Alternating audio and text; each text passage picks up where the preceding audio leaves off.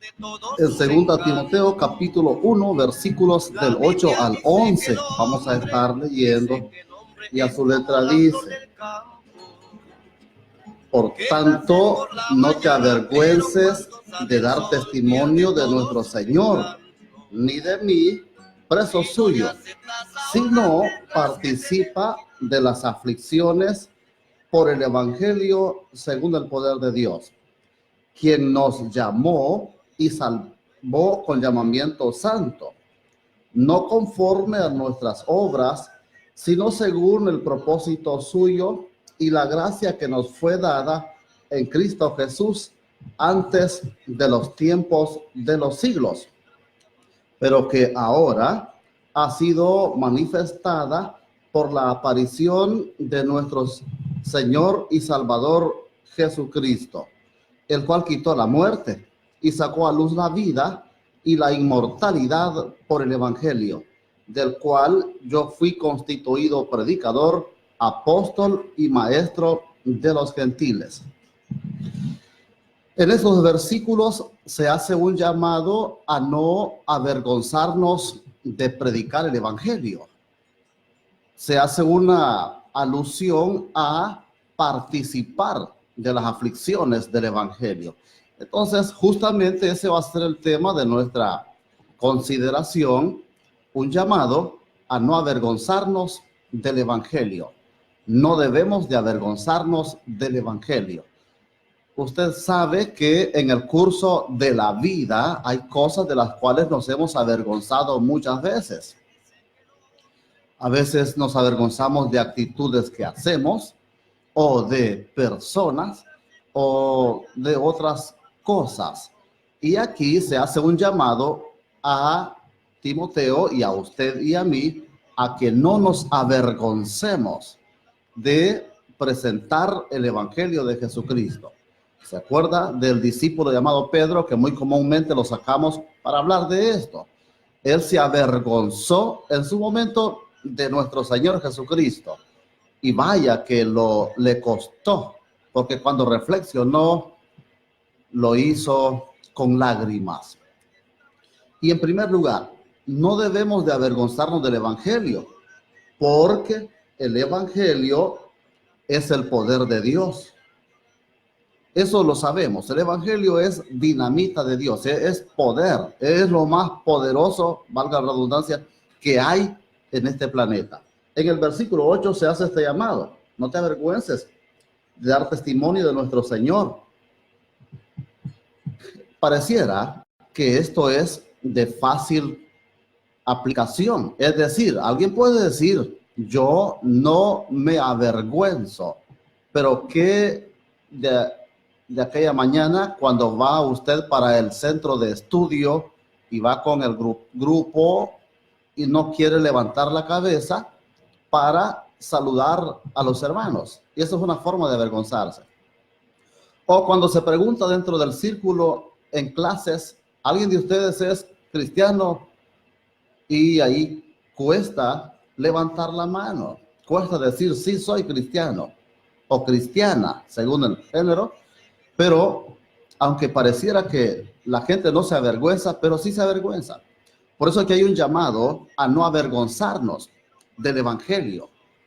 No te avergüences de dar testimonio de mí. La palabra testimonio significa predicación o hablar a favor de. En este caso, no te avergüences de testificar en favor de Jesucristo, ni de mí, preso suyo.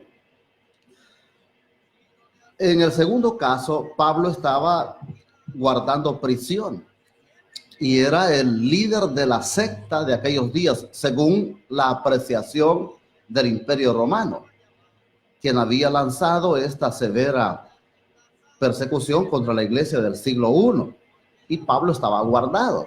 Y presentar defensa del Evangelio y decir que era un discípulo de ese hombre encarcelado significaba firmar la pena de muerte. Pero aún bajo esas circunstancias, Pablo le dice: no te avergüences de testificar en favor de Cristo ni de mí. ¿Se avergüenza usted de Jesucristo? ¿Le da pena decir que va a la iglesia X? ¿Qué hace cuando lo confrontan? Cuando le insinúan de que usted es un seguidor del Señor y que te vi que ibas para la iglesia. ¿Cómo se siente? No debemos de avergonzarnos, debemos de testificar, debemos de demostrar esa bravura, demostrar esa iniciativa, ese empeño, ese desafío, ese arrojo de no solo decir que soy cristiano, sino presentar a Jesucristo. Porque justamente ese es el problema, que a veces ni decimos que somos evangélicos y lo que es peor, no lo presentamos. Pero cuando uno presenta a Jesucristo, esto abre puertas. La gente respeta más a esta posición, a la gente que es cristiana. Óigame, aunque no se avergüenzan los que son de sectas raras, que adoran otra cosa, no a Dios, que tienen creencias absurdas, no bíblicas, y no se avergüenzan. Por ejemplo, la religión de nombre musulmán, tienen un mes al año que lo convierten en un ayuno mundial. No se avergüenzan. No se avergüenzan los gnósticos. No se avergüenzan los testigos. Ahí andan calle arriba, calle abajo. Y ahora nosotros nos vamos a avergonzar de la presentación del evangelio. Nunca tal ocurre. Entonces este es un llamado a no avergonzarnos del evangelio ni de su predicación. Usted diga que es cristiano y verá cómo las cosas van a cambiar. Porque solo hay dos definiciones en esta vida: los que somos de Cristo y los que no lo somos. Pero no hay lugar para un terreno neutro. No hay lugar para un intermedio. Somos de Cristo o no somos. Y qué privilegio el serlo. Entonces, un llamado a no avergonzarnos del evangelio. Pero en segundo lugar, ¿por qué es que no debemos de avergonzarnos del evangelio? En los versículos 9 y 10 hay un resumen del evangelio. Por eso es que siempre ha habido persecución contra esta gran postura, contra esta gran posición presentada por Dios, contra las grandes verdades del evangelio. Veremos a continuación lo elevado del lenguaje que usa el apóstol en los versículos 9 y 10. Y por eso es que el evangelio ha sufrido contradicción, porque presenta unas nuevas tan gloriosas que las vamos a revisar. En primer lugar, en el versículo 9 dice así: quien nos salvó. ¿Qué le parece? No hay otra religión que pueda hacer esto por un mortal, salvarlo. ¿Pero salvarlo de qué? Lo ha salvado del poder del pecado. Lo ha salvado del poder del mundo.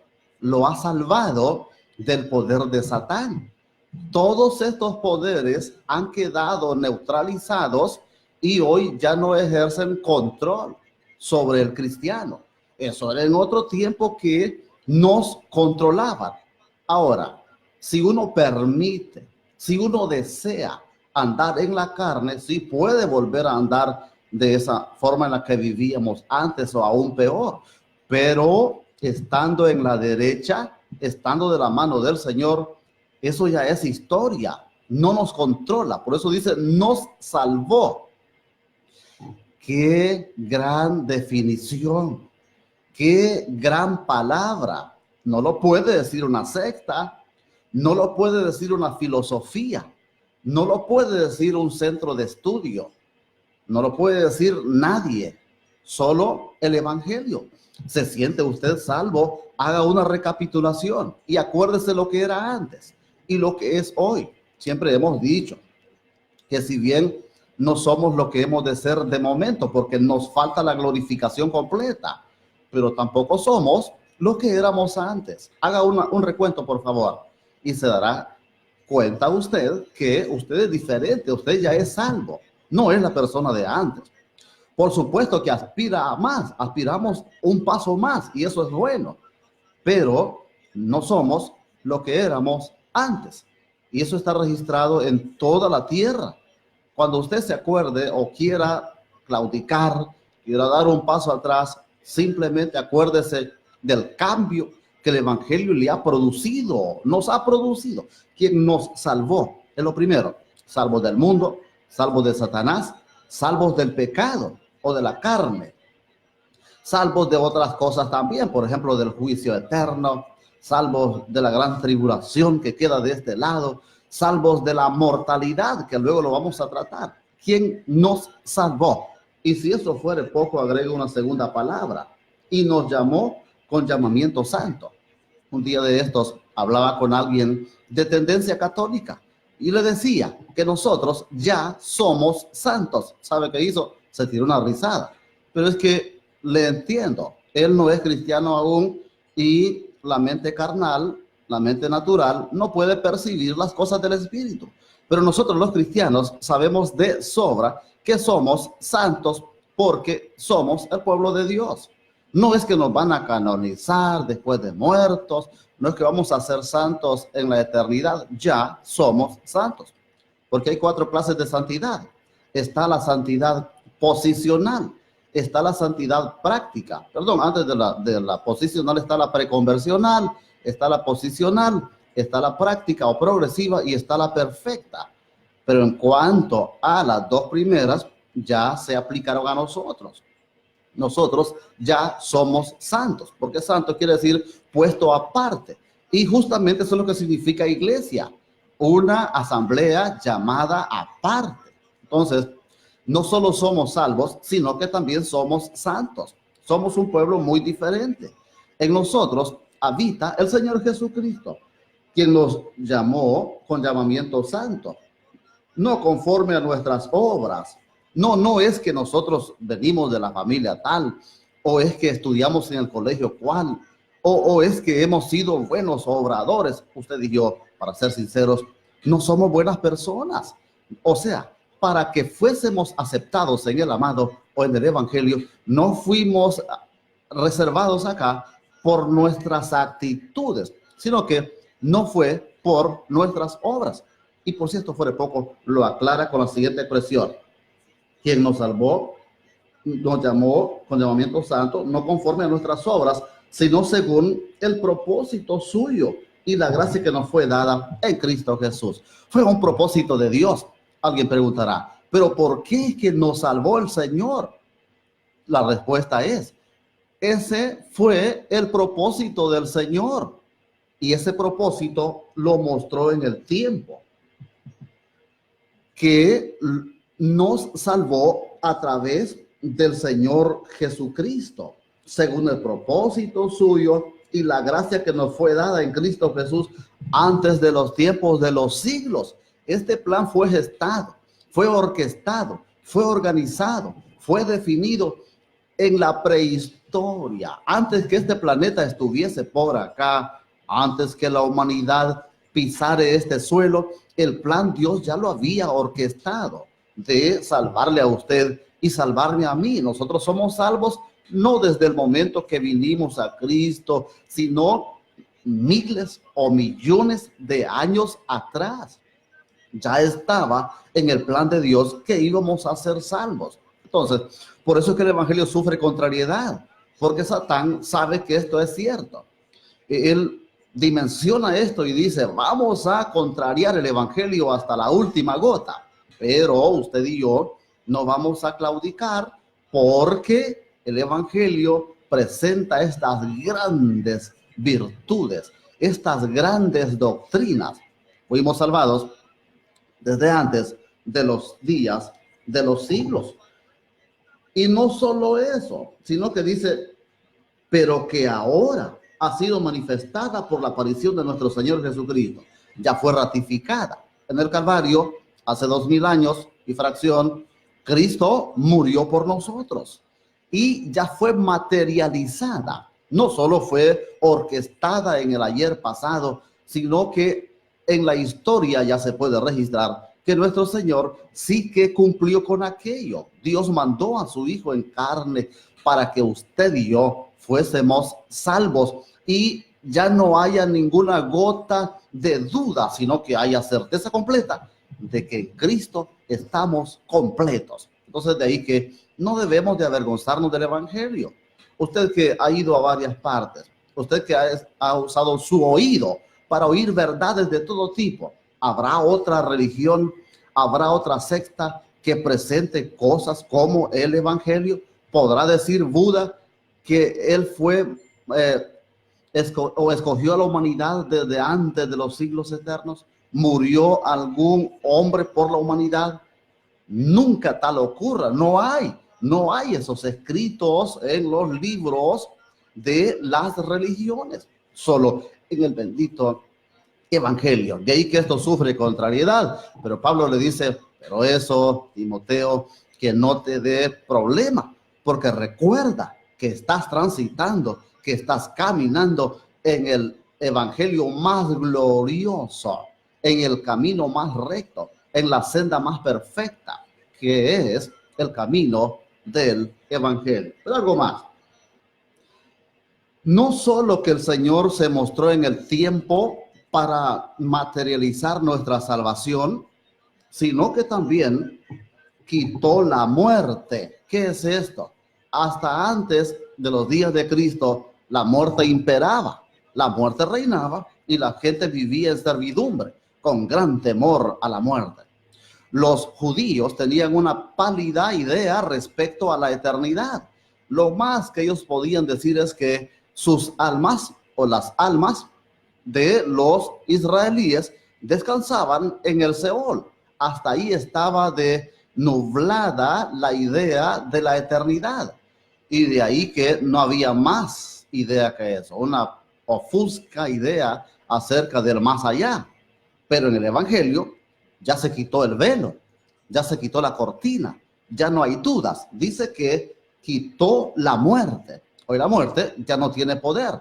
Por eso es que se dice de la muerte que es una herencia de los santos. La muerte es una herencia que nos ha sido dada. ¿Se acuerda usted en aquel majestuoso pasaje gradual que el apóstol usa en Romanos 8, allá alrededor del versículo 28, que dice que sea la muerte, sea la vida, sean principados, sean potestades, sea lo presente, sea lo porvenir, y menciona otros aspectos ahí, todo es nuestro, y ahí aparece la muerte. ¿Por qué es que la muerte es una herencia de los santos después de la muerte de Cristo? Porque no es más que un taxi, no es más que un urbano que lleva a los creyentes hacia su patria celestial.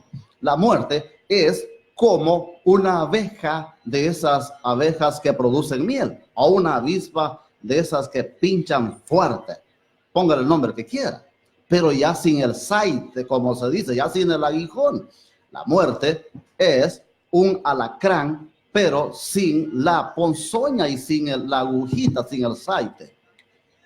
Así es la muerte. Pero ¿por qué es que fue desarticulada? Cuando dice quitó la muerte, se refiere a que la desarticuló, la anonadó. La muerte lo sabe, que ya es un caso perdido para con los creyentes, ya no tiene nada que hacer.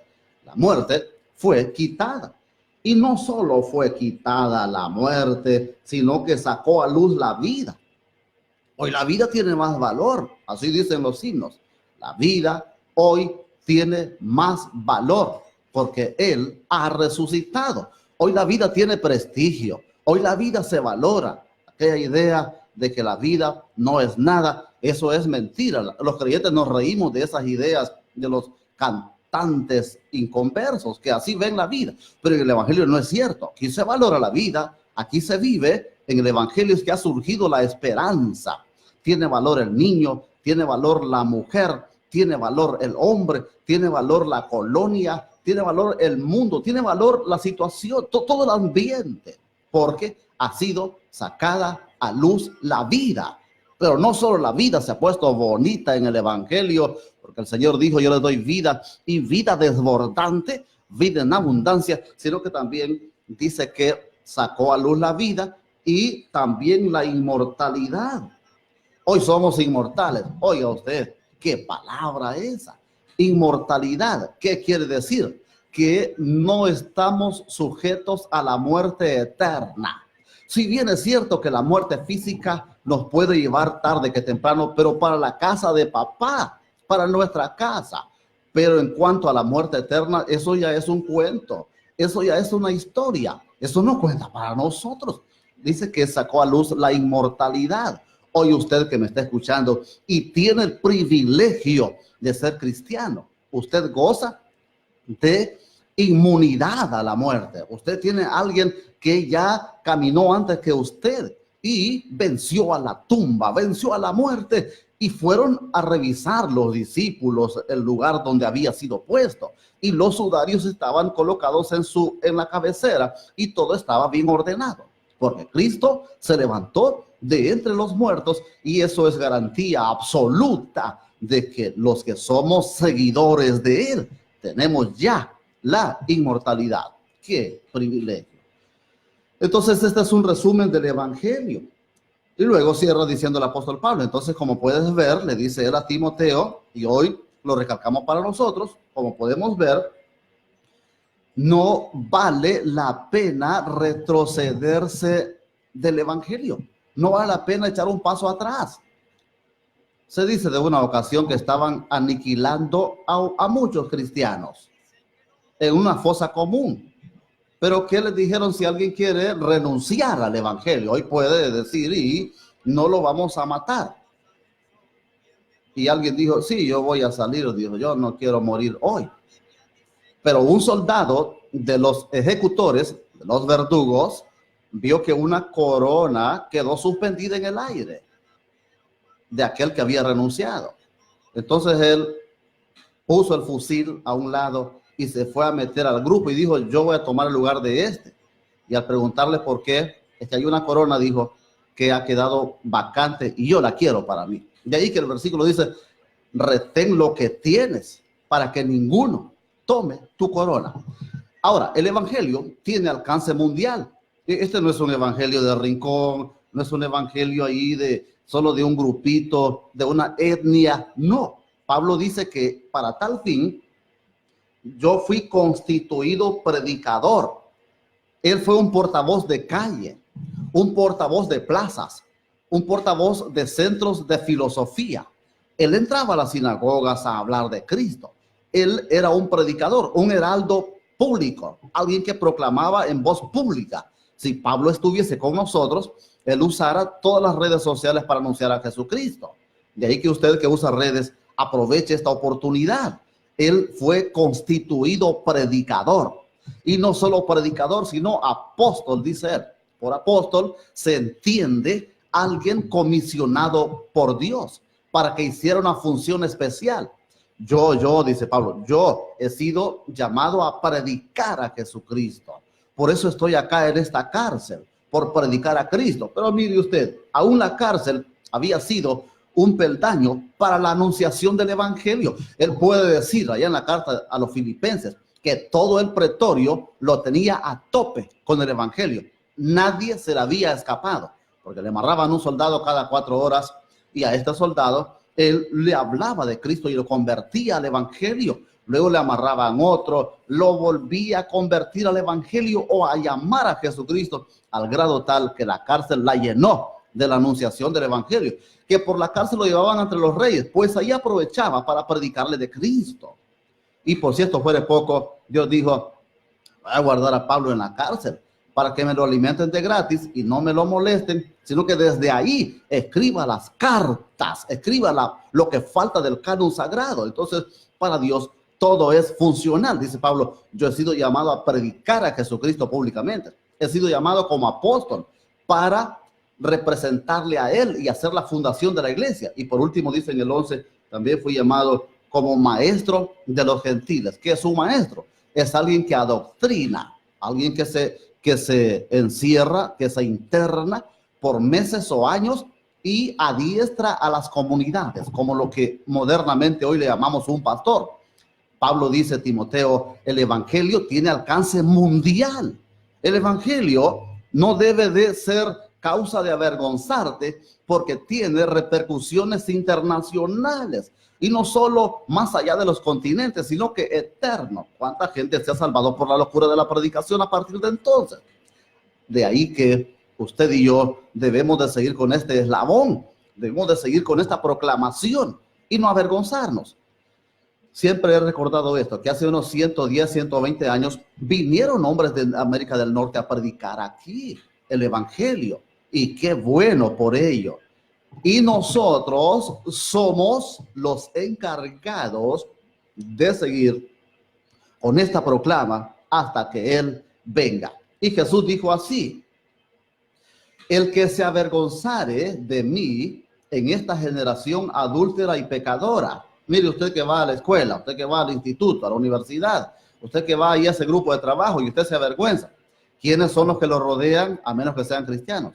Son un grupo de adúlteros y pecadores. Eso es lo que son. ¿Se va a avergonzar usted de su santo evangelio en medio de un grupo de adúlteros y pecadores? No puede ser correcto. El que se avergonzare de mí en medio de tales gentes, yo me voy a avergonzar de él delante de mi papá, de mi padre y de sus santos ángeles. Pero el que me confiese delante de los hombres, yo haré lo mismo delante de Dios y delante de sus santos ángeles. Oramos. Señor, gracias por tu palabra. Ayúdanos a no avergonzarnos, sino a ser eficaces en la presentación de tu precioso evangelio. En el nombre de Jesús. Amén.